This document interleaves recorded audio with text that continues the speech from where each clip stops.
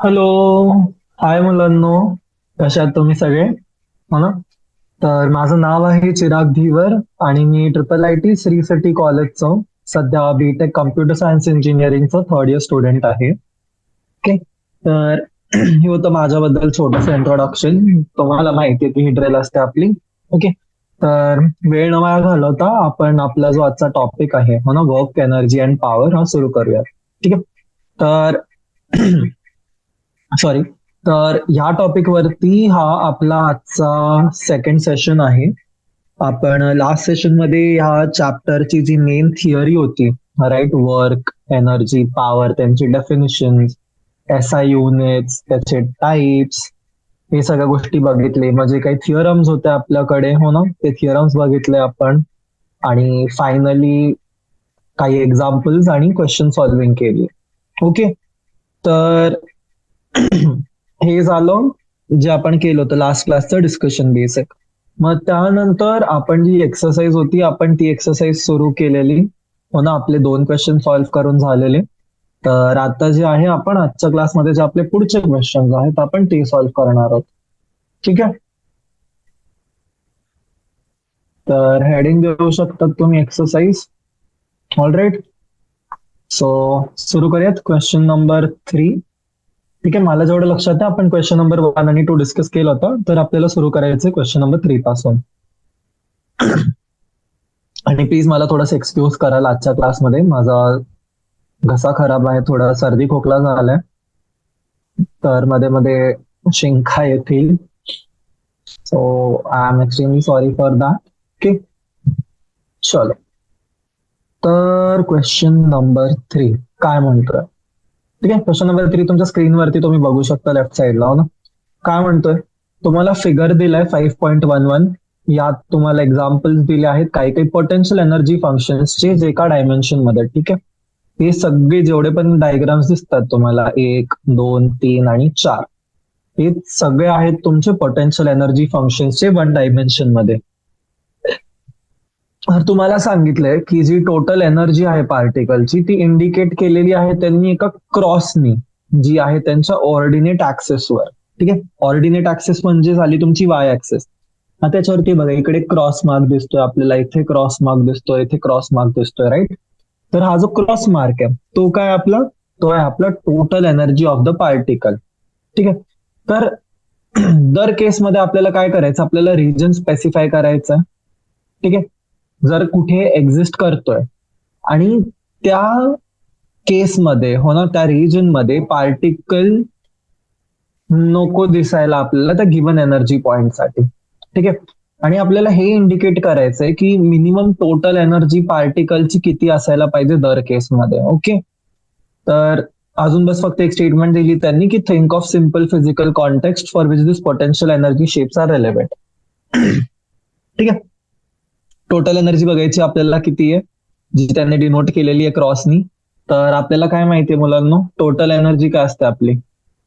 Total energy आपली असते kinetic energy आणि पोटेन्शियल एनर्जीचा सम. बरोबर. आता मला त्यांनी जो क्रॉस दिलाय, तो क्रॉस कसला आहे माहिती का आपल्याला? नाही. पण आपल्याला एक गोष्ट माहितीये, कायनेटिक एनर्जी आहे ही कधीच निगेटिव्ह नसू शकते. ठीक आहे. Can be never negative. ठीक आहे. तर कायनेटिक एनर्जी काय येणार आहे माझी? कायनेटिक एनर्जी येईल माझी total energy minus potential energy. बरोबर. तर पार्टिकल जो आहे आपला, ठीक आहे, इकडे पॉइंट आहे की पार्टिकल जो आहे आपला, तो त्या रिजन मध्ये एक्झिस्ट नाही करू शकत जिकडे कायनेटिक एनर्जी निगेटिव्ह होईल. ठीक आहे. तर स्टेटमेंट लिहितो मी तुमच्या अंडरस्टँडिंग साठी हो ना, की particle cannot exist in a region where kinetic energy becomes negative. ठीक आहे मुलांना, कळली गोष्ट? चल. तर एक एक ग्राफ बघूयात आपण हो ना. तसं फर्स्ट ग्राफ आहे आपल्याकडे. ठीक आहे. मी झूम करतोय तुमच्या बेटर अंडरस्टँडिंग साठी. थांबा एक सेकंड. येस. चल. तर फर्स्ट ग्राफ घेऊयात आपण. काय दिसतंय आपल्याला फर्स्ट ग्राफ मध्ये? की जो रिजन आहे आपला एक्स इज इक्वल टू 0 पासून ते x is equal to a मध्ये. ठीक आहे. एक्स इज 0 पासून ते x is equal to a region मध्ये काय होतं याच्यामध्ये? यामध्ये जी तुमची पोटेन्शियल एनर्जी आहे ती किती आहे? झिरो. तर मला काय म्हणतात, जर पोटेन्शियल एनर्जी माझी झिरो आहे तर माझी कायनेटिक एनर्जी काय येणार त्या फॉर्म्युलानी, ती येणार इक्वल टू माझी टोटल एनर्जी, किंवा मी काय म्हणू शकतो की आहे पॉझिटिव्ह. ठीक आहे. आणि अजून काय म्हणता येईल मला, की for x greater than a जी पोटेन्शियल एनर्जीची व्हॅल्यू आहे ती व्हॅल्यू असेल माझी ग्रेटर देन टोटल एनर्जी. म्हणून ग्राफ आपल्याला दिसतोय कसा वाढतोय, राईट. तर काय म्हणता येईल मला, की जर पोटेन्शियल एनर्जी माझी ग्रेटर देन झाली टोटल एनर्जी पेक्षा, तर कायनेटिक एनर्जी या रिजन मध्ये काय येणार आहे, या रिजन मध्ये येईल निगेटिव्ह. आता कायनेटिक एनर्जी जर माझी झिरो होते किंवा कायनेटिक एनर्जी जर माझी निगेटिव्ह होते, तर मला काय म्हणता येणार आहे, की पार्टिकल जो आहे माझा तो या रिजन मध्ये एक्झिस्ट करणार नाही. Particle won't exist in this region. Okay म्हणून तर अजून एक पॉइंट आपल्याला विचारलाय त्यांनी, की जो मिनिमम टोटल एनर्जी आहे पार्टिकलची ती केवढी असेल. आता नेगेटिव्ह नसू शकते, तर मिनिमम एनर्जी किती लागते त्याला सर्व्हाइव्ह करायला, झिरो. ठीक आहे. तर स्टेटमेंट काय येणार आहे, की जी मिनिमम टोटल एनर्जी आहे, the minimum total energy that particle can have is zero. ठीक आहे, या स्पेसिफिक केस मध्ये. ओके, चल नेक्स्ट बघूयात बी. ठीक आहे. याच्यात काय दिलं आपल्याला, कुठकुठले ते आपल्याला दिले, 0 to a, a to c, c to b, b to d. Okay. आता याच्यामध्ये काय होणार आहे, एंटायर जी एक्स ऍक्सिस आहे आपली, आता आपल्याला काय दिसतंय, जसं मी इकडनं स्टार्ट केलंय. ठीक आहे, मी जसं इथे स्टार्ट केलंय, मला काय दिसतं, की जी माझी पोटेन्शियल एनर्जी ती दरवेळेस माझ्या टोटल एनर्जी पेक्षा मोठी आहे. राईट, इथे हाय, इकडे हाय, इथे पण हाय, इथे पण आहे, इथे पण हाय आहे. चारही केसमध्ये तीच कंडिशन आहे. तर जर माझी potential energy greater than total energy आहे, तर काय होणार आहे, जी कायनेटिक एनर्जी असेल ऑब्जेक्टची ती तर नेगेटिव्ह होऊन जाईल. आणि जर कायनेटिक एनर्जी निगेटिव्ह होऊन गेली तर काय होणार आहे, पार्टिकल माझं एक्झिस्टच करू शकत नाही. आता पार्टिकल जर कुठेच एक्झिस्ट करू शकत नाही, तर त्याला काही मिनिमम एनर्जी सांगायची गरज आहे, नाही सांगायची गरज आहे ना. Okay, clear. तर याचा आन्सर काय घेणार आपण, आन्सर लिहिणार की for the entire x axis जी पोटेन्शियल एनर्जी आहे ती आहे आपली ग्रेटर देन टोटल एनर्जी. ठीक आहे. दस कायनेटिक एनर्जी काय होणार आहे आपली, नेगेटिव्ह. आणि काय म्हणता येईल मला, की जो पार्टिकल आहे हा एक्झिस्टच करणार नाही. ओके, क्लिअर आहे. चल बघूयात थर्ड वाला ग्राफ. थर्ड ग्राफ मध्ये बघा काय दिलंय, जेव्हा मी 0 टू ए जातोय आणि जेव्हा बी वरती जातोय, तर काय होतंय माझं, X to zero to X to A आणि एक्स टू बी पर्यंत जी माझी पोटेन्शियल एनर्जी आहे ती ग्रेटर आहे माझी टोटल एनर्जी पेक्षा. तर कायनेटिक एनर्जी काय होणार आहे, निगेटिव्ह होईल. परत ऑब्जेक्ट जो आहे तो माझा इथे एक्झिस्ट करू शकतो का, नाही करू शकत. ठीक आहे.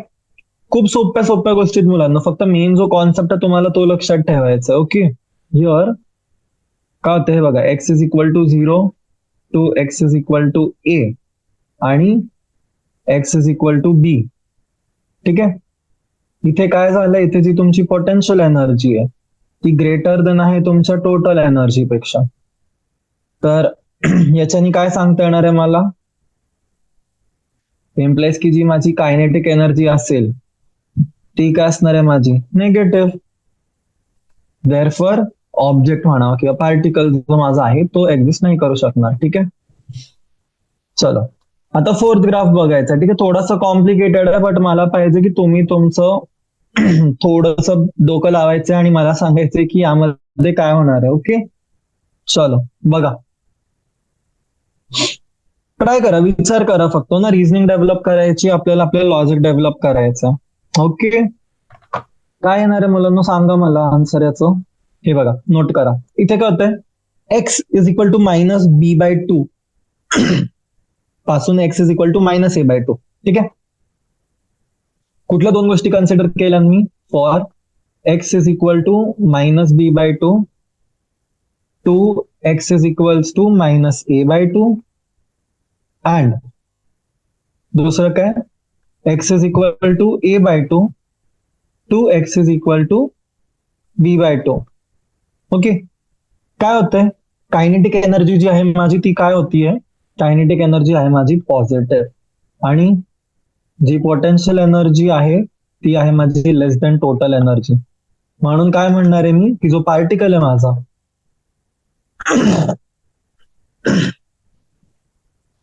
सॉरी द पार्टिकल, जो पार्टिकल आहे तो आहे प्रेझेंट या रिजन मध्ये. Okay, the particle is present in this region. Okay, चलो. सो ह्याच सोबत जो क्वेश्चन नंबर 3 आहे आपला तो कम्प्लीट झाला. तर आपण मूव्ह करूयात क्वेश्चन नंबर 4 वर. ठीक आहे. सो काय आहे क्वेश्चन नंबर 4? क्वेश्चन नंबर 4 मध्ये आपल्याला एक ग्राफ दिलेला आहे. ठीक आहे, आणि आपल्याला म्हणालेत की जो पोटेन्शियल एनर्जी फंक्शन आहे, ठीक आहे, for a particle executing linear simple harmonic motion. ठीक आहे, हा दिलेला आहे एका इक्वेशननी, B X is equal to K x square, किंवा जी पण इक्वेशन दिली आहे त्यांनी ती. ओके, तो क्वेश्चन नंबर आहे हा आपला 4.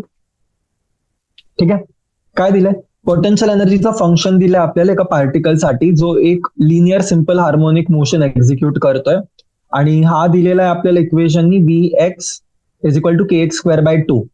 आणि के काय, इथे के आहे माझा फोर्स कॉन्स्टंट आहे, कशाचा, ऑसिलेटरचा. तर जेव्हा माझी फोर्स कॉन्स्टंटची जी व्हॅल्यू आहे ती माझी 0.5 न्यूटन पर मीटर आहे, तर जो ग्राफ आहे तो मला दिलाय त्यांनी. तर मला हे दाखवायचंय की जी टोटल एनर्जी आहे पार्टिकलची ती 1 जूल आहे, आणि ह्या पोटेन्शियल मध्ये जेव्हा तो टर्न बॅक होणार आहे, potential must turn back when it reaches x is equal to plus और मायनस 2 मीटर. ठीक आहे, सो आपण ग्राफ ड्रॉ करूयात. ठीक आहे,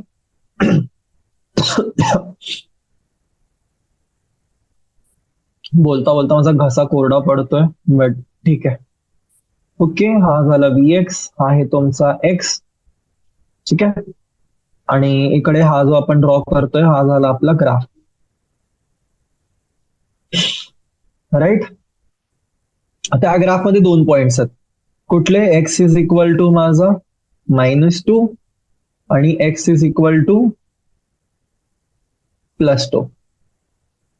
ठीक आहे, हा झाला 0 तुमचा. ठीक आहे, ते 1 येईल 1 येईल, हा झाला -2 आणि 2.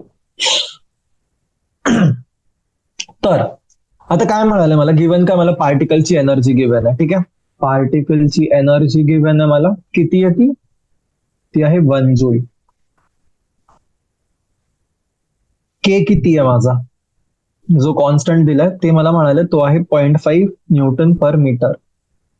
तर आता कायनेटिक एनर्जी काय येणार आहे माझी फॉर्म्युलाच्या हिशोबाने, किंवा मला जे माहिती आहे किती, हाफ mv², बरोबर. तर आता काय करणार आहे मी, यूज करेल मी law of conservation of energy. ठीक आहे मुलांनो, तर based on law of conservation of energy काय होणार आहे तुमचं, E is equal to V plus K होईल, बरोबर. तर काय लिहिणार मी, 1 is equal to 1/2 K x square plus 1/2 mv². तर जेव्हा वेलॉसिटी माझी 0 होते आणि जो ऑसिलेटर माझा तो परत मागच्या साईडला टर्न होतो, राईट. काय म्हणालो मी, जेव्हा मी कुठली वेलॉसिटी घेतोय, वेलॉसिटी जेव्हा माझी 0 होते आणि इट टर्न्स बॅक, बरोबर, मागे वळतोय तो, तेव्हा काय होणार आहे, तेव्हा माझं येईल is equal to half k x square. ठीक आहे, तर व्हॅल्यू मी कॅल्क्युलेट करेल तर काय येणार आहे माझं, 1/2 इंटू 0.5 दिलंय मला, x square is equal to 1, right. तर एक्स स्क्वेअरची व्हॅल्यू काय आली, इकडनं 4 आली, एक्सची व्हॅल्यू काय आली, +-2, राईट. तर तेच सांगितलं मला प्रूफ करायला ना, एक्सची व्हॅल्यू काय आली माझी +-2. म्हणून मी काय म्हणू शकतो की जेव्हा पार्टिकल जो आहे माझा, ठीक आहे, ठीक आहे, दस on reaching x is equal to plus किंवा -2, जो पार्टिकल आहे माझा तो मागच्या साईडला वळतोय. ठीक आहे, क्लिअर सगळ्यांना. वेलॉसिटी 0 होते ना मुलांना, हे बघा, जेव्हा आपण ऑसिलेट करते कुठली गोष्ट तर त्याची जी एंड पॉइंट्स आहेत, राईट, एंड पॉइंट वरती वेलॉसिटी 0 होते. आणि या केसमध्ये या क्वेश्चन मध्ये आपण काय केलं, आपण तेच केलं, आपण फाइंड आउट केली हो ना की व्हेलॉसिटी झिरो कुठे होते, आणि ज्या पॉइंटला व्हेलॉसिटी आपली झिरो होते त्या पॉइंटला आपण एक्स फाइंड केला, आपण पोझिशन फाइंड केली ऑब्जेक्टची. ओके, चलो मूव्ह करत नेक्स्ट क्वेश्चन वरती. Question number 5. ठीक आहे मुलांनो, क्वेश्चन नंबर 5 मध्ये परत 4 कंडिशन्स दिलेत आपल्याला. ठीक आहे, थोडा विचार करावा लागेल, स्वतःचं डोकं वापरायचंय. ठीक आहे, आणि आन्सर द्यायच्यात. तर फर्स्ट कंडिशन मध्ये काय, the casing of a rocket in flight burns up due to friction at whose expense is the heat energy required for burning obtained the rocket or the atmosphere. ठीक आहे, केजिंग असते रॉकेटमध्ये, ठीक आहे, गोष्ट असते, सपोज फ्रिक्शन असतो ना जेव्हा लॉन्च होतो किंवा जे काही होतं त्याच्यामुळे ती जळून जाते. ठीक आहे, तर हे का होतं आपल्याला हे सांगायचं की कोणाच्या एक्सपेन्स वरती जी हीट एनर्जी आहे ती लागते आपल्याला बर्निंगसाठी, ती ऍटमॉस्फिअरमुळे होते की रॉकेटमुळे होते. ठीक आहे, आता लक्षात घ्या, केजिंग काय आहे तुमचं, ठीक आहे, हा सपोज रॉकेट आहे आपल्याकडे, ठीक आहे, हा रॉकेट आहे. ठीक आहे, आता त्याच्यामुळे जी केजिंग आहे माझी, राईट, केजिंग जी पण असेल सपोज ती बर्न होऊन जाईल. ठीक आहे, केजिंग बर्न झाली तर काय होणार आहे, सपोज याचं टोटल मास एम आहे विथ केजिंग, तर केजिंग बर्न झाल्यावरती मास काय होणार आहे, मास कमी होईल त्याचा, राईट, एम डॅश सपोज झाला तर m dash will be less than n, बरोबर. तर काय होणार आहे, मास जो आहे रॉकेटचा तो रिड्यूस होईल. तर मी जर law of conservation of energy लावलं, ठीक आहे, एलसीई लावूयात आपण याला. ठीक आहे, एलसी काय आपलं, म्हणजे तुम्हाला लक्षात ठेवायला, ठीक आहे, मी पुढे सगळीकडे law of conservation of energy नाही लिहिणार आहे. ठीक आहे, एलसी लिहिलं तर तुम्हाला कळलं पाहिजे. ठीक आहे, काय होणार याच्या अकॉर्डिंगली जो टोटल एनर्जी आहे माझी ती काय, ती माझी कायनेटिक एनर्जी प्लस आहे माझी पोटेन्शियल एनर्जी. ठीक आहे, तर ही काय होणार आहे, ही होईल माझी mgh plus half mv square. आता काय होणार आहे, जी टोटल एनर्जी रॉकेटची ती ड्रॉप होईल. का ड्रॉप होईल ते सांगा. ती याच्यामुळे ड्रॉप होणार आहे कारण जो मास आहे माझा, राईट, जेव्हा रॉकेट लॉन्च होणार तेव्हा जो मास आहे माझा तो रिड्यूस होईल. मास रिड्यूस होणार तर काय होणार, जी एनर्जी आहे हो ना केजीला बर्न करण्यासाठी ती कुठून येणार आहे, ती येणार आहे रॉकेट पासून. ओके, तर स्टेटमेंट काही आपण अशी लिहू शकतो की there will be a drop in total energy due to reduction in mass of rocket. बरोबर ना, हेच बोललो तुम्हाला. काय होणार आहे, एनर्जी आहे जी टोटल एनर्जी ती कमी होईल, का, कारण मास कमी होतोय, आणि हेन्स जी एनर्जी आहे, कशासाठी, energy which is needed for burning the casing, ही कुठून ऑप्टेन होतीये, रॉकेट पासून. ठीक आहे, is obtained from the rocket. ठीक आहे, ऍटमॉस्फेअर पासून नाही आहे, कुठून येते ती येते रॉकेट पासून. ठीक आहे, सेकंड क्वेश्चन मुलांना, बी काय दिलंय, comets move around the sun in highly elliptical orbits. Comet जे असतात ते सनच्या आजूबाजूला फिरतात एलिप्टिकल ऑर्बिट्स मध्ये. ठीक आहे, एलिप्स म्हणजे तुमचा जो शेप आहे जो फॉलो होतो आपल्याला माहिती आहे, सर्कल्स, पॅराबोला, एलिप्स आपण शिकलेलो. ओके, तर the gravitational force on the comet due to sun is not normal to the comet's velocity in general. काय म्हणतंय की सूर्याच्या तर्फे कॉमेटवरती जे गुरुत्वाकर्षण लागते, जी ग्रॅव्हिटेशनल फोर्स लागते ती नॉर्मल नाहीये. ठीक आहे, कॉमेटची जी व्हेलॉसिटी त्याच्या त्या करस्पॉन्डिंग मध्ये ती नॉर्मल नाहीये. तरी जे वर्क डन आहे हो ना ग्रॅव्हिटेशनल फोर्सचं एका कम्प्लीट ऑर्बिटमध्ये कॉमेटचं ते झिरो आहे. का, विचार करा, सोपं आहे. आपण हे असे जे कॉन्सेप्ट आहेत ते आपण डिस्कस केलेले आहेत, तर मी एक्सपेक्ट करतोय की तुम्हाला उत्तर द्यायला पाहिजे. ओके, ठीक आहे, तर काय म्हणणार आहे आपण, the force due to gravity, ठीक आहे, जी आहे ही एक तुमची कन्झर्वेटिव्ह फोर्स आहे. ठीक आहे, तर the work done on a closed path by conservative force is zero.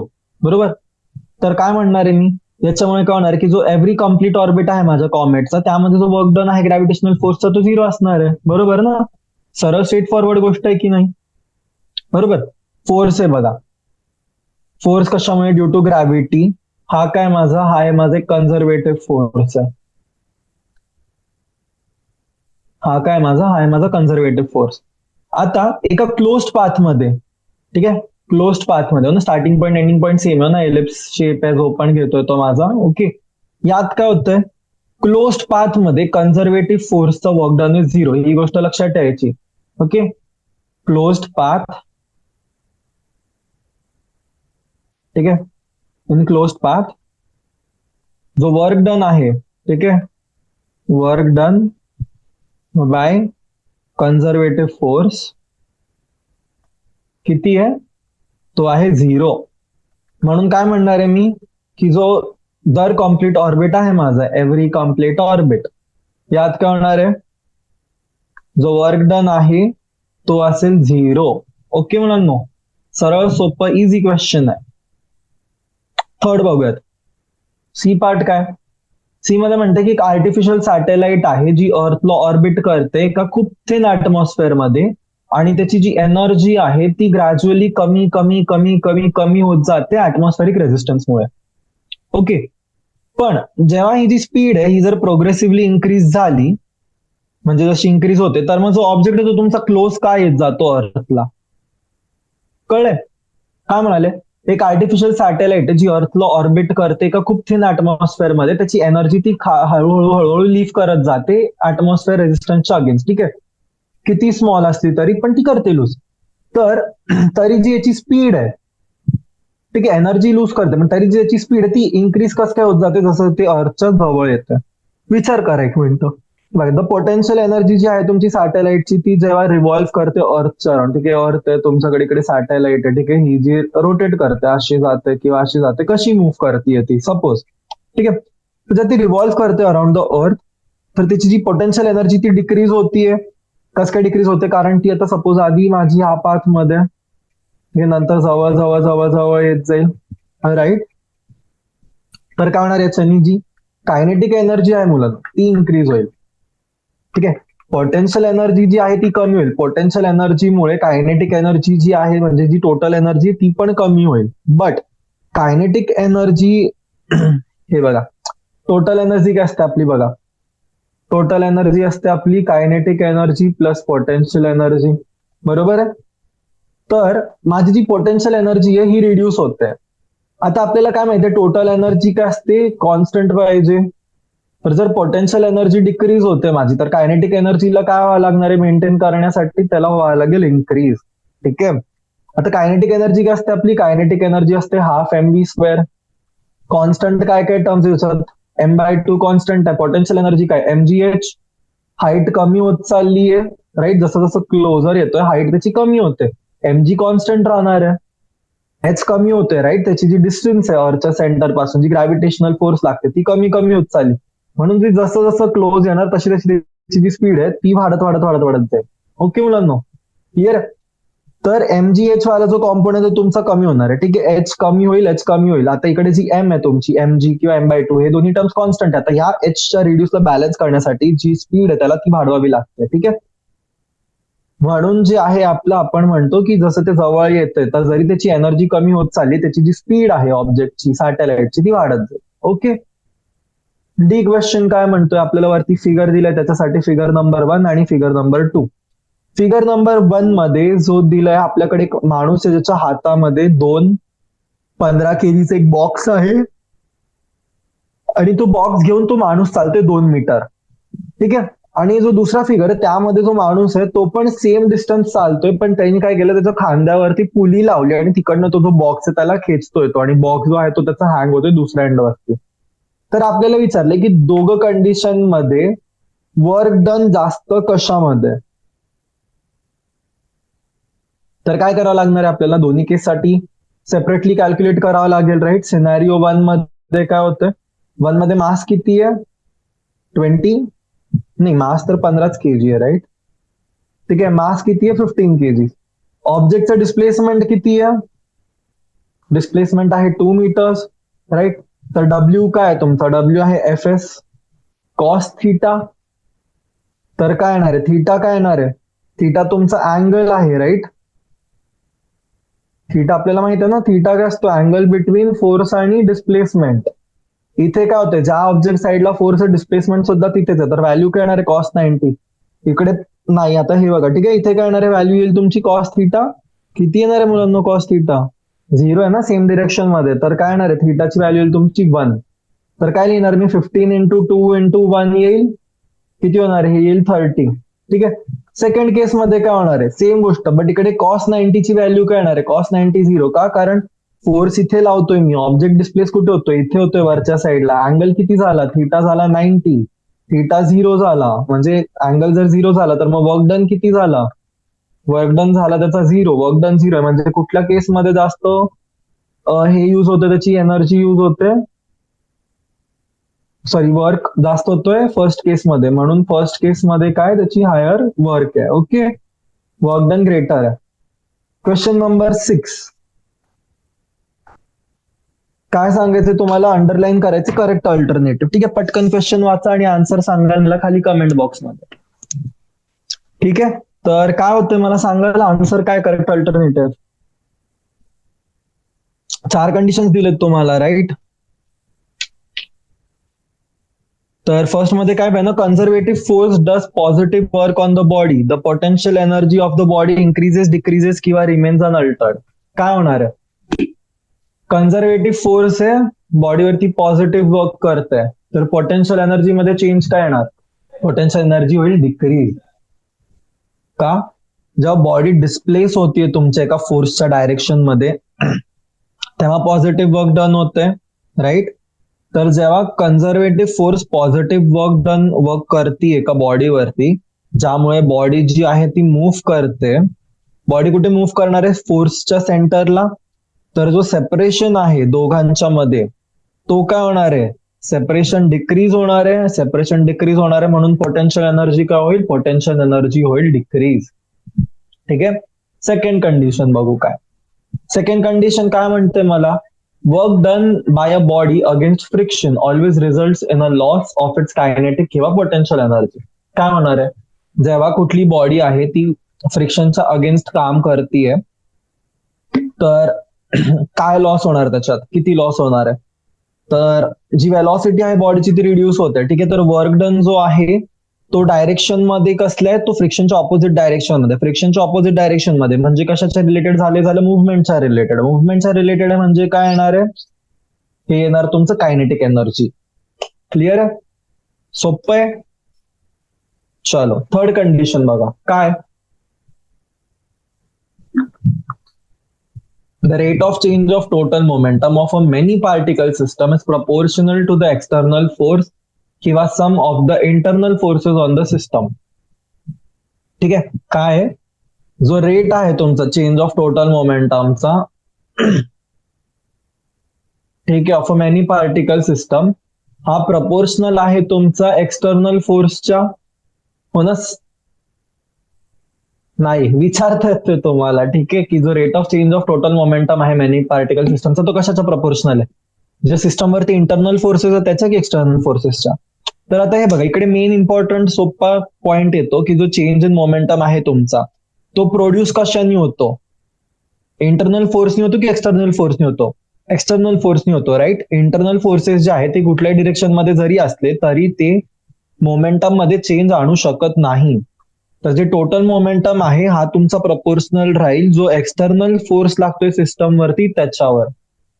ठीक आहे. फोर्थ दिलंय तुम्हाला एक इन इलास्टिक कोलिजन मध्ये टू बॉडीजच्या जे क्वांटिटीज आहेत. Okay, in an elastic collision of two bodies the quantities which do not change after the collision are total kinetic energy, total linear momentum किंवा total energy of the system of two bodies. Inelastic collision मध्ये दोन बॉडीजच्या जे quantity जे change होत नाही ती कुठली आहे, ती क्वांटिटी असते तुमची टोटल लिनियर मोमेंटम. का? कारण कोलिजन तुमचं इलास्टिक असू द्या किंवा इन इलास्टिक असू द्या, जे टोटल लिनियर मोमेंटम असणार आहे तुमची ती नेहमी सेम असणार आहे, ती कधीच चेंज होत नाही. हा पण लक्षात ठेवायचा आहे. ओके, इलास्टिक आणि इन इलास्टिक कोलिजन मध्ये जो फरक आहे तो आपण बघूयात पुढे जेव्हा आपण क्वेश्चन सॉल्व्ह करणार आहोत. आतासाठी हा जो पॉइंट आहे एवढी गोष्ट आपल्याला लक्षात ठेवायची की तुमचं कोलिजन कसंही असू द्या, इन इलास्टिक असू द्या किंवा इलास्टिक असू द्या, काय होणार त्यामध्ये जी टोटल चेंज आहे हो ना तुमची कायनेटिक एनर्जी वगैरे मध्ये किंवा जशात पण, ती कधी चेंज होणार नाही. ठीक आहे. लिनियर मोमेंटम जो आहे तुमचा तो कधी चेंज होणार नाही. ओके. बाकीचे जे फील्ड्स आहेत तुमचे लिनियर कायनेटिक एनर्जी असू द्या किंवा टोटल एनर्जी असू द्या तुमची सिस्टमवरती, ती चेंज होऊ शकते, पण टोटल लिनियर मोमेंटम कधीच चेंज होणार नाही. ठीक आहे. चलो नेक्स्ट आहे क्वेश्चन नंबर 7. यात काय सांगायचं तुम्हाला, सांगायचं ट्रू ऑर फॉल्स. 1 मिनिटाचा टाइम, पटकन सेंटेन्स वाचायची, खाली कमेंट सेक्शन मध्ये आन्सर सांगायचंय मला पटकन. फर्स्ट काय दिलंय, in an inelastic collision of two bodies the momentum and energy of each body is conserved. वरतीच काय वाचलोय आपण, वरती आता काय शिकलो की कोलिजन इलास्टिक असू द्यावा किंवा इनइलास्टिक असू द्या, काय होणार आहे, फक्त त्याची जी मोमेंटम आहे ती कन्झर्व होते, फक्त ती सेम राहते. तर जरी मोमेंटम आणि एनर्जी जी आहे दोन्ही बॉडीची ती कन्झर्वड असली, ती कन्झर्व होते आणि ती पण इंडिव्हिज्युअली कन्झर्व होत नाही. ठीक आहे, ही लक्षात ठेवायचं आपल्याला. सेकंड पार्ट काय, total energy of a system is always conserved no matter what internal and external forces on the body are present. ठीक आहे, काय total energy of a system ही नेहमी कन्झर्व्ड असते no matter what internal and external forces on the body are present. True की false? False, right. का? कारण external forces ज्या आहेत सिस्टमवरती ते बॉडीवरती वर्क करू शकतात आणि त्यांच्याकडे ॲबिलिटी असते की ती जी एनर्जी आहे सिस्टमची ती चेंज करू शकतात. म्हणून आन्सर काय तुमचं, सिम्पली फॉल्स.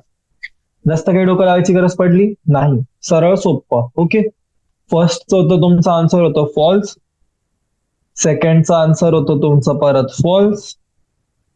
का? कारण एक्सटर्नल फोर्सेस ज्या आहेत तुमच्या सिस्टमवरती ते वर्क करू शकतात बॉडीवरती आणि त्यांच्याकडे ॲबिलिटी असते की ते सिस्टमची एनर्जी चेंज करू शकतात. ठीक आहे, थर्ड बघूयात. Work done in the motion of a body over a closed loop is 0 for every force in nature. लक्षात द्या स्टेटमेंटकडे. काय म्हणतंय, work done in the motion of a body over a closed loop is 0 for every force in nature. Close लूपचं काय शिकलोय आपण, की फक्त कन्झर्वेटिव्ह फोर्स साठी ती कंडिशन व्हॅलिड असते, सगळ्या म्हणजे दर प्रकारच्या फोर्स साठी नसते, ऑनली आणि ऑनली फक्त तुमच्या कन्झर्वेटिव्ह फोर्स साठी. ठीक आहे, तर फॉल्स. आणि रिझनिंग स्टेटमेंट काय, की work done in a motion of a body over a close loop is 0 only for conservative force. Okay, चलो next statement. In an inelastic collision, the final kinetic energy is always less than the initial kinetic energy. True.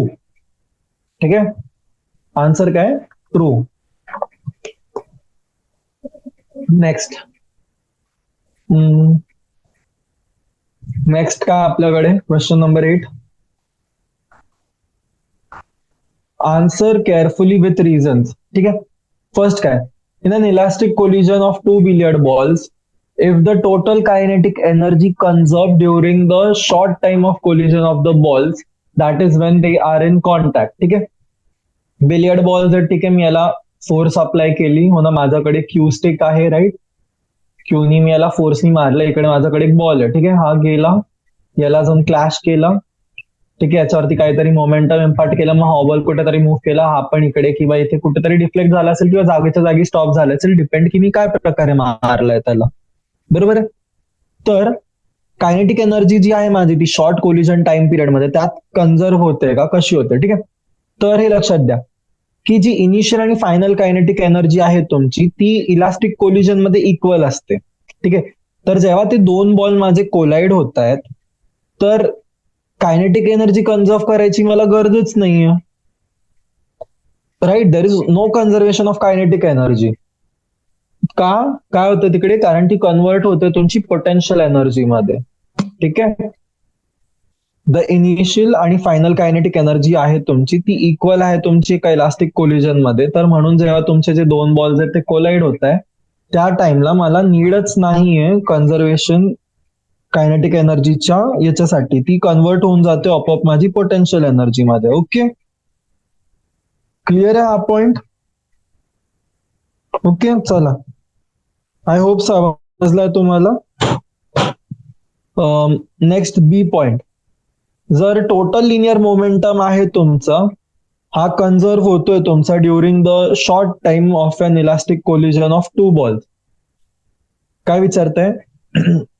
की जेव्हा elastic collision होतोय दोन बॉल्सच्या, त्याच्यामध्ये जो total linear momentum आहे तो conserve होतोय का?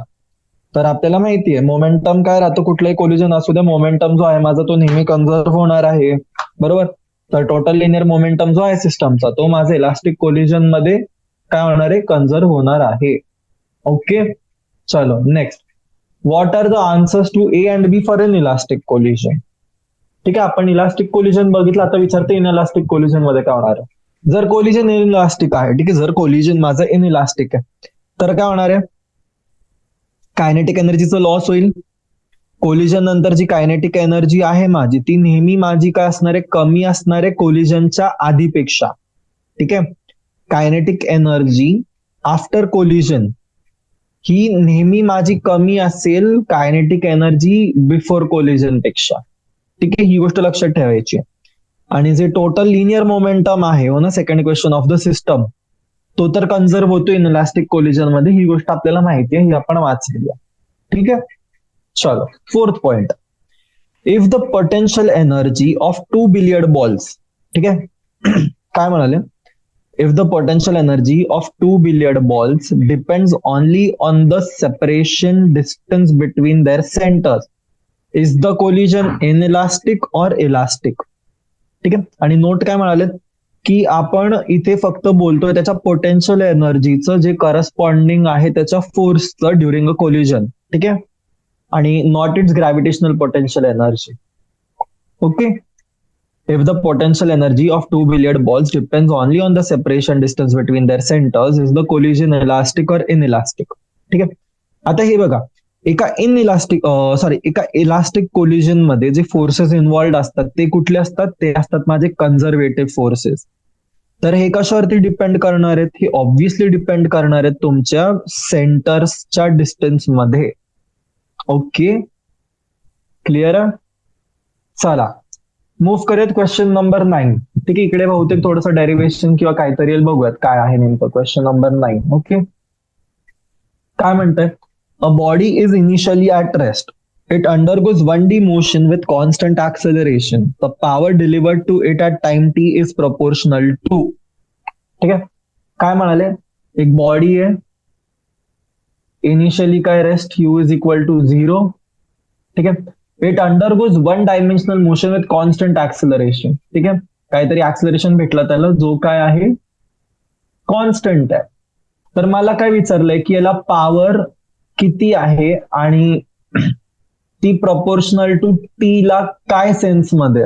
ओके, तर हे बघा, मी कन्सिडर करेल की जो माझा बॉडीचा मास आहे, मास मी कन्सिडर करेल की एम आहे. ठीक आहे, जो ऍक्सलरेशन आहे माझ्याकडे, ऍक्सलरेशन किती आहे, ए आहे. ठीक आहे, तर न्यूटनचा जो सेकंड लॉ ऑफ मोशन आहे, ठीक आहे, Newton's second law of motion जो आहे माझा, त्याच्या करस्पॉन्डिंग मी काय म्हणू शकतो, एफ काय माझा, F is equal to M into A आहे. आता आपल्याला काय माहिती, ऍक्सलरेशन काय असतं माझं, ऍक्सलरेशन असतं डीव्ही बाय डी टी, बरोबर आहे. आता डीव्ही बाय डी टी पण जर माझा कॉन्स्टंट आहे, तर मला काय म्हणता येणार आहे की डीव्ही जो आहे माझा हा काय डी टी इंटू कॉन्स्टंट आहे, बरोबर ना. आता जर या गोष्टीला सपोज मी इंटिग्रेट केलं, काय केलं मी, ही जी इक्वेशन आहे माझी, राईट, मी याला जर इंटिग्रेट केलं तर काय येणार आहे माझ्याकडे, v is equal to a t, range कुठपर्यंत जाते त्याची 1 पर्यंत. ठीक आहे, जिकडे हा काय माझा, हा माझा आहे कॉन्स्टंट, बरोबर. तर व्ही जो आहे माझा, व्ही कशाच्या प्रपोर्शनल होईल, टीच्या, बरोबर. तर जे रिलेशन आहे पॉवरची ती मी कशाने देतो, पॉवरचं काय असतं माझं, एफ इंटू व्ही, बरोबर, एफ डॉट व्ही. तर काय म्हणणार आहे मी, जो आहे माझा हा आहे प्रपोर्शनल टू टी. ठीक आहे, आणि ही गोष्ट आपल्याला ऑलरेडी माहिती आहे, पॉवर जो असतो तो कशाचाही असलो तो फक्त प्लेन टीच्या प्रपोर्शनल असतो. Okay, power is proportional to time t. Okay, चला नेक्स्ट बघूयात क्वेश्चन नंबर 10. ओके, काय question number 10, a body is moving unidirectionally under the influence of a source of constant power. Its displacement and time t is proportional to what? ठीक आहे. काय म्हणाले, एक बॉडी आहे जी युनिडायरेक्शनली ट्रॅव्हल करते कुठल्या तरी सोर्सच्या इन्फ्लुएन्स मध्ये आणि पॉवर जी आहे ती कॉन्स्टंट आहे. तर जो डिस्प्लेसमेंट आहे या ऑब्जेक्टचा तो टाइमच्या करस्पॉन्डिंग कसला प्रपोर्शनल आहे हे सांगायचंय. विचार करा, कॅल्क्युलेट करा वाटलंच तर. 1 मिनिटाचा टाइम घेऊ शकतात तुम्ही, हो ना, व्हिडिओ पॉज करून बघू शकता आणि नंतर आन्सर सांगायचा आहे तुम्हाला. ठीक आहे. एक गोष्ट पण मग स्टार्टिंग पॉईंट काय घेणार आपण, स्टार्टिंग पॉईंट घेणार आपण इक्वेशन जी आपल्याला माहिती आहे टी काय असतो एफ इंटू व्ही बरोबर. एफ काय असतो एम ए बरोबर, बरोबर ना. आता जर मी डीव्ही बाय डी टी घेतलं तर हा के असेल राईट, कुठला तरी कॉन्स्टंट, पॉवर माझी कॉन्स्टंट आहे राईट. मी जर व्ही डीव्ही घेतलं तर हे काय येणार आहे माझं K upon M D T right. आता काय करणार मी, याला इंटिग्रेट करणार आहे बरोबर ना, इंटिग्रेशन करावं लागणार मला. ऑन इंटिग्रेशन काय होईल, v square by 2 is equal to k upon M D t. V काय येणार माझं, व्ही येईल under root 2 kt by m. So sorry, v काय येणार आहे माझं 2 kt बाय अंडर रूट मध्ये. आता जर मला डिस्प्लेसमेंट पाहिजे, डिस्प्लेसमेंट साठी काय करावं लागणार आहे मला, v is equal to dx by dt, dx by dt is equal to under root 2 kt by m right. तर dx काय येणार आहे माझं, dx येईल माझं k डॅश t ची पॉवर हाफ dt आणि k डॅश काय माझं, k डॅश आहे माझं under root 2k by 3 right. तर x काय आलं इकडनं, x येणार आहे माझा 2/3 k डॅश टी ची पॉवर 2/3 राईट. तर कशावरती डिपेंड करते, हे करते माझं टी ची पॉवर एक्स कशाच्या प्रपोर्शनल आहे, एक्स आहे प्रपोर्शनल आपलं टी ची पॉवर 3/2 ला. ठीक आहे, x is proportional to t ची पॉवर 3/2. ह्यासोबत क्वेश्चन नंबर 10 झाला आपलं सॉल्व्ह. आता मूव्ह करूयात क्वेश्चन नंबर 11 वर. Ouch, sorry. क्वेश्चन नंबर 11 काय म्हणतोय, a body constrained to move along the z axis of a coordinate system is subject to a constant force F. एक बॉडी आहे जी मूव्ह करते तुमची z ऍक्सिसच्या करस्पॉन्डिंग एका कॉर्डिनेट सिस्टमच्या आणि ही सब्जेक्ट आहे तुमची टू एक constant force F which is given by F is equal to minus I cap plus 2j cap plus 3k cap n. IJK काय आहेत आपले, IJK आहेत आपले unit vectors along X Y आणि झेड ऑफ द सिस्टम. ठीक आहे. तर विचारलंय what is the work done by this force in moving the body at a distance of 4 meters along the Z axis. ठीक आहे, एक बॉडी आहे कन्स्ट्रेन्ड आहे, ठीक आहे, to move along the Z axis of a coordinate system. ठीक आहे, तर ही सब्जेक्ट आहे तुमची टू कॉन्स्टंट फोर्स एफ जो दिलेला आहे तुमचा F is equal to minus i plus 2j plus 3k ला. आणि आय जे के आपल्याला माहित आहेत की हे असतात आपले बेसिक युनिट वेक्टर्स असतात, हो ना, अलॉंग एक्स वाय आणि झेड. तर वर्क डन काय आहे या कंडिशन मध्ये, हो ना, फोर्सच्या तर्फे या बॉडीला 4 meters मूव्ह करण्यात. ठीक आहे, तर जर मला माहिती आहे की जी बॉडी माझी 4 meter डिस्प्लेस होते जर झेड ऍक्सिसच्या करस्पॉन्डिंग राईट, तर काय लिहिणार मी, एस काय येणार आहे माझं 0I cap plus 0J cap plus 4k cap. बरोबर आहे. हे जर कुठे गेला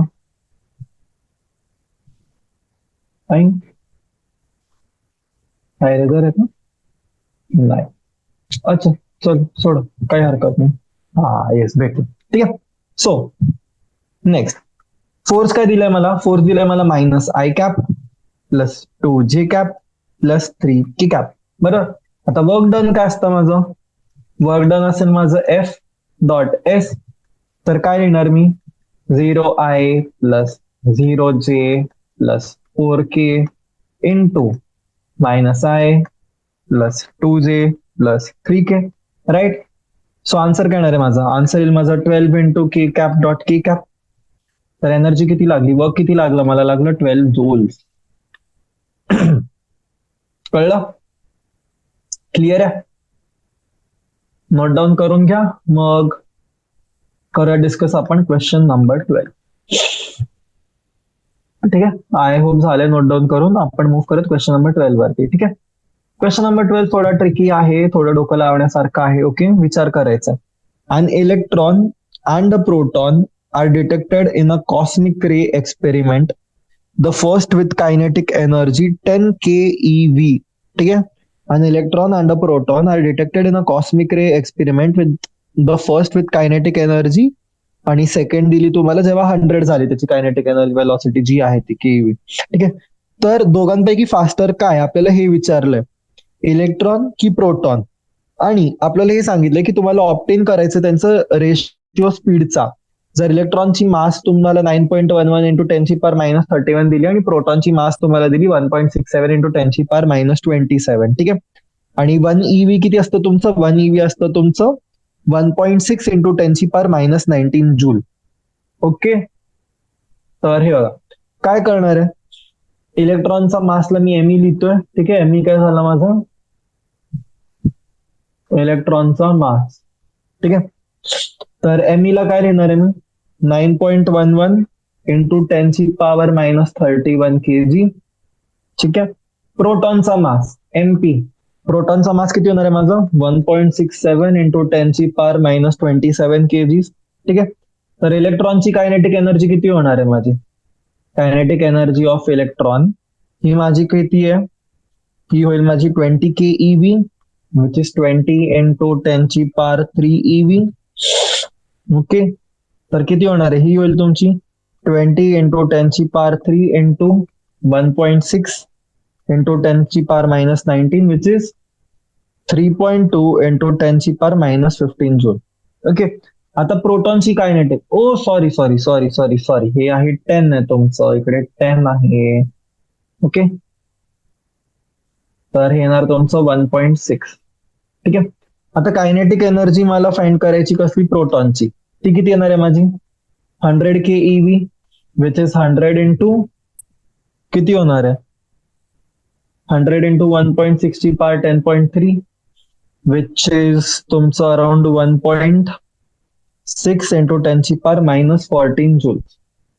ओके, तर आता जेव्हा मला वेलॉसिटी फाइंड करायची आहे इलेक्ट्रॉनची, तर मला काय लागणार आहे? मला लागेल त्याची कायनेटिक एनर्जी, बरोबर ना? काय म्हणतोय मी हे बघा, to find velocity of electron. ठीक आहे, वेलॉसिटी ऑफ इलेक्ट्रॉन कसली गरज आहे? मला लागणार आहे त्याची kinetic energy. Right, kinetic energy असते ना आपली ½ mv², आपण फॉर्म्युला यूज करतोय. सो काय येणार आहे तुमची कायनेटिक एनर्जी ऑफ इलेक्ट्रॉन? ती काय येणार आहे? ही येईल तुमची 1/2 mass of electron, velocity of इलेक्ट्रॉनचा स्क्वेअर. राईट, तर इकडनं वेलॉसिटी ऑफ इलेक्ट्रॉन काय येणार आहे? वेलॉसिटी ऑफ इलेक्ट्रॉन माझी येईल 1/2 mass of electron upon kinetic energy of इलेक्ट्रॉनचं अंडर रूट. क्लिअर आहे? सॉरी सॉरी सॉरी, उलटा लिहिलं मी, अपसाइड डाऊन पाहिजे. Just a second. येस, तर काय येणार आहे? हे तुमचं येईल 2 into kinetic energy of electron upon mE चा अंडर रूट. ठीक आहे, आता काय करणार आहे? सिम्पली याच्यात काय करायचं? Value substitute. 2 into 1.6 into 10⁻15 upon mass of electron किती दिले? 9.11 इंटू 10⁻31 चा अंडर रूट. राईट, तर याला तुम्ही सपोज सॉल्व्ह कराल तर व्हॅल्यू आता बघावी लागेल आपल्याला किती येते. ठीक आहे, मला हे कॅल्क्युलेट करून बघावी लागणार आहे. चलो ठीक आहे, आपण बघूया त्याला कसं काय कॅल्क्युलेट करता येते. आतासाठी मी इकडे याला इक्वेशन नंबर 1 मार्क करून ठेवून देतोय फक्त. Okay,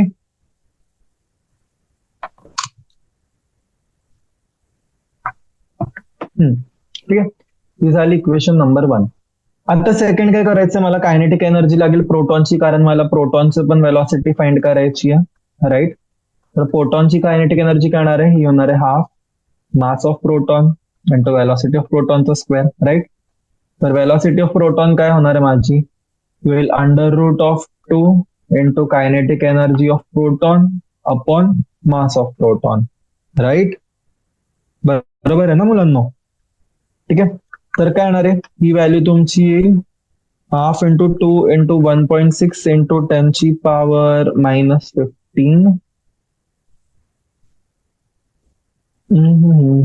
upon 1.67 into 10⁻⁻27. इकडे येईल 14 येईल तुमचं, सॉरी. ठीक आहे. सो हे किती होणार आहे, 14 आणि हे कट होईल, इकडे खाली उरेल तुमच्याकडे -13 होणार. सेम याच्यामध्ये किती होणार, 15/25, याच्यात उरणार आहे -16. -16चा जेव्हा मी बाहेर काढून रूट घेईल, तर पॉवर मध्ये जी माझ्याकडे डिफरन्स उरणार आहे ती असेल जवळजवळ 10⁻7 राहील इथे, आणि इकडे 13 आहे, राईट. सो 13चा करस्पॉन्डिंग माझ्याकडे पॉवर इकडे येईल काहीतरी 10⁻6. ठीक आहे. मी एक्झॅक्ट तिकडेची व्हॅल्यू काढलेली नाहीये, बट मला काय माहिती आहे माझ्याकडे डेसिमल्स आहेत. ठीक आहे. मी 1.6 आणि 1.67 ला सपोज 1 जरी कन्सिडर केलंय, ठीक आहे, तरी काय येणार आहे 1.6 आणि 1.67. ठीक आहे. जर सेम आहे, सपोज 1 कन्सिडर केला मी, तर अंडर रूट मध्ये काय येणार आहे माझ्याकडे √2, बरोबर. √2 अपॉन जी पण व्हॅल्यू आहे, सपोज न्यूमरेटर मध्ये गेली तर पॉझिटिव्ह होणार, आणि रूट मधनं बाहेर काढली तर 6 उरेल. √2ची व्हॅल्यू 1. Something something something. ठीक आहे. आणि सेम वरच्या इथे जेव्हा मी कॅल्क्युलेट करणार आहे, तर याच्यात काय होणार आहे माझ्याकडे 2 इंटू 1.6 म्हणजे येणार आहे टेंटेटिव्ह तुमचं 3.2. तर हे जाणार आहे टेंटेटिव्ह जाईल माझं अराउंड 1.4, 1/3चा करस्पॉन्डिंग. 1/3 म्हणजे 0.75. तर 0.75चं रूट म्हटलं की येईल माझं काहीतरी ते 8.8 समथिंग, आणि इंटू ही पॉवर सपोज मी शिफ्ट केली त्याच्या हिशोबाने जे माझं येईल सपोज 8 पॉईंट काहीतरी इंटू 10⁻7. आणि इथे खालच्याच्यात काय आली, पॉवर आली माझ्याकडे 10 आली माझ्याकडे 6 आली आहे, राईट. आता पॉवर वरती मी खेळणार आहे, मला गरज पण नाही एवढ्या डिटेलमध्ये जाऊन ती कॅल्क्युलेट करण्याची. तर याच्यानी काय कळतंय मला, याच्यानी हे कळून येतंय की जी माझं इलेक्ट्रॉन आहे, जो इलेक्ट्रॉन आहे माझा, तो फास्ट मूव्ह करतोय. ठीक आहे. Electron moves faster than the proton. आणि नेक्स्ट मला काय करायचं, नेक्स्ट मला सांगितलंय की त्यांची जी रेशिओ आहे स्पीडची ती काढायची आहे. ठीक आहे. स्पीड रेशो साठी काय करणार आहे आपण, सिम्पली व्हीई वेलॉसिटी ऑफ इलेक्ट्रॉन आपण वेलॉसिटी ऑफ प्रोटॉन करणार आहोत. तर याची व्हॅल्यू, चला ठीक आहे, आपण एक काम करू, आपण कॅल्क्युलेट करूयात, वेळ आहेच तर. ठीक आहे. मुलांना तुमच्याकडे जर कॅल्क्युलेटर असेल तर प्लीज सॉल्व्ह करा, आणि याचं जे पण आन्सर येईल ते मला खाली सांगाल तुम्ही लोक कमेंट बॉक्समध्ये. ठीक आहे. तर आपण आजचं सेशन आहे आपलं तो आता इकडेच थांबवूयात. लक्षात ठेवायचं क्वेश्चन नंबर 12 पर्यंत सॉल्व्ह करून झालंय. आपले उरलेत क्वेश्चन नंबर 13 पासून ते 23 पर्यंत 10-11 प्रॉब्लेम्स आहेत. 11 क्वेश्चन आपले हे सॉल्व्ह करून झाले की त्यानंतर जो चॅप्टर आहे आपला ना तो संपून जाईल. ठीक आहे. मी बोनस क्वेश्चन देईल तुम्हाला इन केस सॉल्व्ह करायला कोणाला काही प्रॅक्टिस वगैरे लागते, एक्स्ट्रा क्वेश्चन्स लागतात किंवा कुठली स्पेसिफिक टॉपिक तुम्हाला पाहिजे की मी कव्हर करावा, तर तुम्ही प्लीज खाली कमेंट सेक्शन मध्ये मला कळवाल आणि आपण बघूया त्याच्यावरती आपण सेशन ठेवूयात. ओके, चालेल. Thank you so much session join केल्याबद्दल, आणि मी एक्सपेक्ट करतोय की तुम्हाला कळलंय आपण जे काही शिकवलंय आज. Okay, thank you so much. Yes, तुम्ही सेशन लीव्ह करू शकता, आपण एंड करूयात आता. ठीक आहे. भेटत नेक्स्ट क्लासमध्ये, जे उरलेले क्वेश्चन आहेत ते डिस्कस करू, आणि बाकी प्रॅक्टिस वगैरे करत राहाल सारखी सतत त्या सगळ्या गोष्टींची. ओके, चलो बाय.